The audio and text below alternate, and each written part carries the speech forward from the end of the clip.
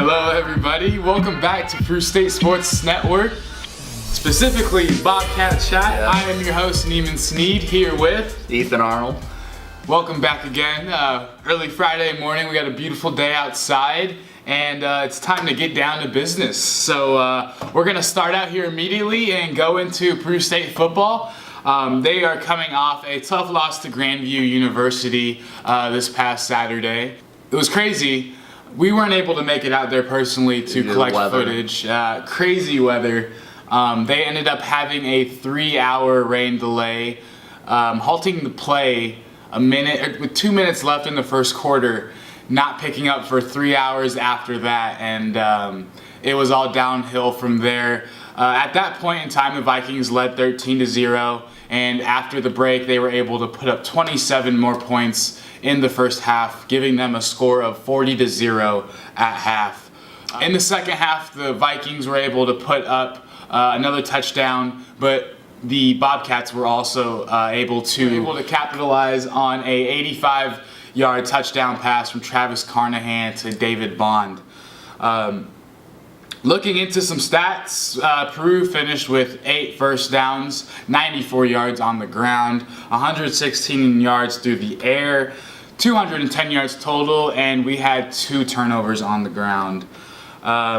Ethan, man, tough one for the Bobcats last week. I told you weather was going to be a factor, and I thought the weather would kind of help us out a little bit more than it did them, but they ended up beating us in rushing yards, having 128 yards rushing compared to, like I said, our 94 yards on the ground. They also had 22 first downs. I think it was a lack of execution last week. I'm really hoping that we take a step back and really figure out our game plan and come up big for this William Penn game that's coming up.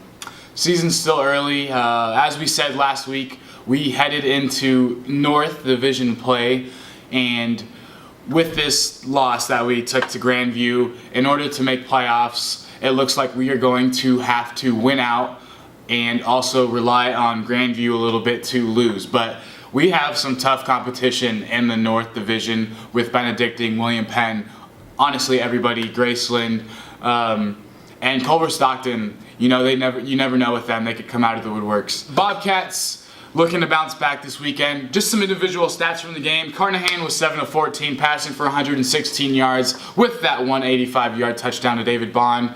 David Bond had 2 catches for 86 yards total and the lone touchdown, obviously, on the day.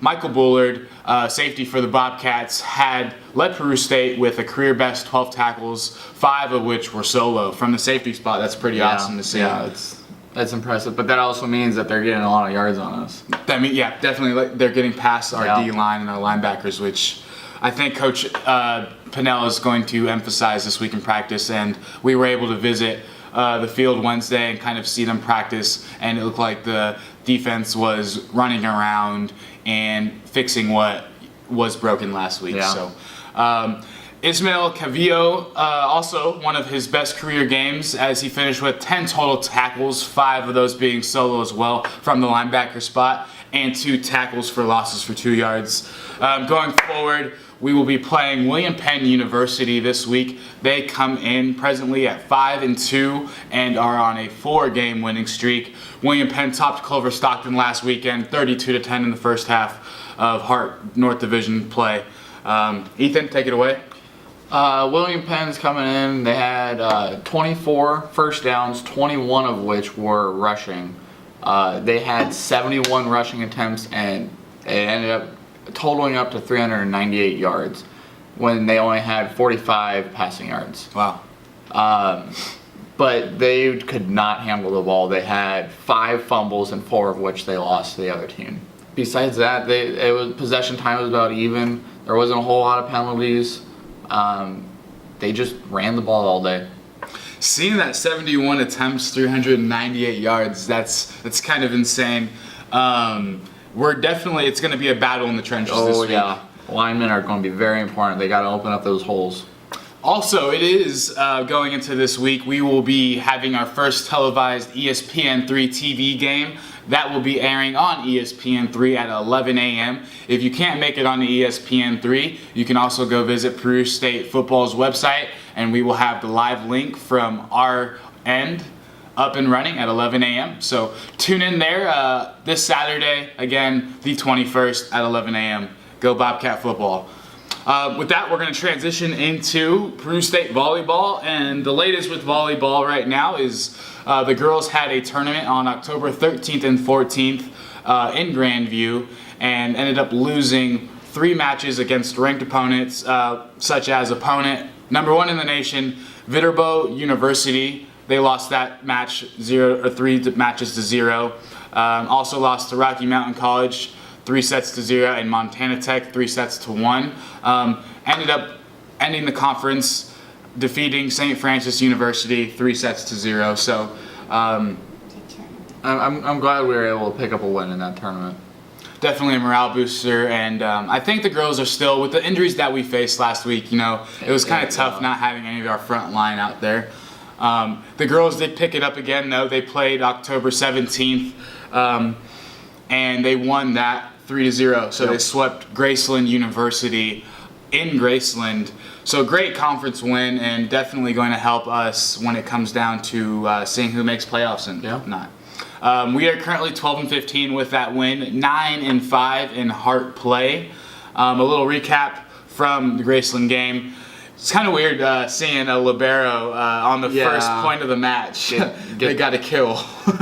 That was kind of cool. Brooke Rudebush set her up with the assist on that. So good job, TT. Bobcats from there kind of just took control of the match, and like we said, won 3 sets to none. Yeah, they didn't look back. They got those first couple of points and just took off. So good job, volleyball. What do we got going in the future? So October 20th, the girls are going to Missouri Valley College, and that will be at 7 p.m. And then on Saturday, they will be attending Central Methodist University, and that will be at 1 p.m. And then next Tuesday, they will be playing against Clark, but that will be a home game. Okay, sweet. They're back home. It's about time. Yeah, I know. It's been a long 2.5 weeks. Can't wait to have you ladies back and get some film on you and watch you guys again. What kind of stats do they got for Missouri Valley? For Missouri Valley, they are coming in at 25-5 right now. They just lost to Benedictine College, 3-1, and Benedictine was unranked, but Missouri Valley continues to be ranked even after that loss. Missouri ended up finishing that night with 176 hitting percentage. Looks like if we can get them out of their game tonight, actually, we're going to be able to put up some nice numbers and hopefully come away with that W. It's going to be essential as we near the end of the season. These conference games are going to be crucial. Like I said, we are standing 9-5. I think a solid win out would put us in good contention to make playoffs. So I'm excited. I believe in them. I really think that they can go far. Go out there, girls, get it, and let's bring home some W's in the next few games. And with that being said, we're going to head into our golf. And the Bobcat golf team was down at Baker University for their fall preview, which was also their last tournament. The ladies shot 12 shots better the second day of the tournament. Ended up still finishing 6 out of 6 teams, while NCAA Division II Rockhurst, which is based out of Missouri, ended up winning the tournament. By a total of 12 strokes. From Peru State finished with 756 on the team scorecard. It looks like Hannah Badalci finished as Peru State's best golfer in the preview with a 91 on the first day, bouncing to a 92 on Thursday for a 2-day total of 183, ending up tying her for 20th place. Charlene Marsh had one of her better rounds of the fall. She came back on day 2 with an 87 after shooting an 100 on the first day, giving her a total for the tournament of 187, finishing in 25th place. Those are kind of our 2 standouts for the golf tournament. We were able to discuss with Coach Biles after the meet, and he wasn't for sure on details for the spring schedule just yet, but he was able to let us know that we'd have 5 to 7 prior meets before the girls headed into their Heart of America Athletic Conference Championship. We just want to congratulate all the ladies as well as Coach Biles on a great season. Keep improving, and we are excited to see what you guys have in store for us going forward into the spring. Let's head into cross country. So cross country hasn't actually ran any since our last Bobcat Chat, but they are looking forward to the Mid-States Classic in Winfield, Kansas, which starts at 10 a.m. on October 21st. The girls are looking forward to the Mid-States Classic, but Coach Billings discussed with us that Alex Kenny will not be running in the Mid-States Classic for a prior academic engagement.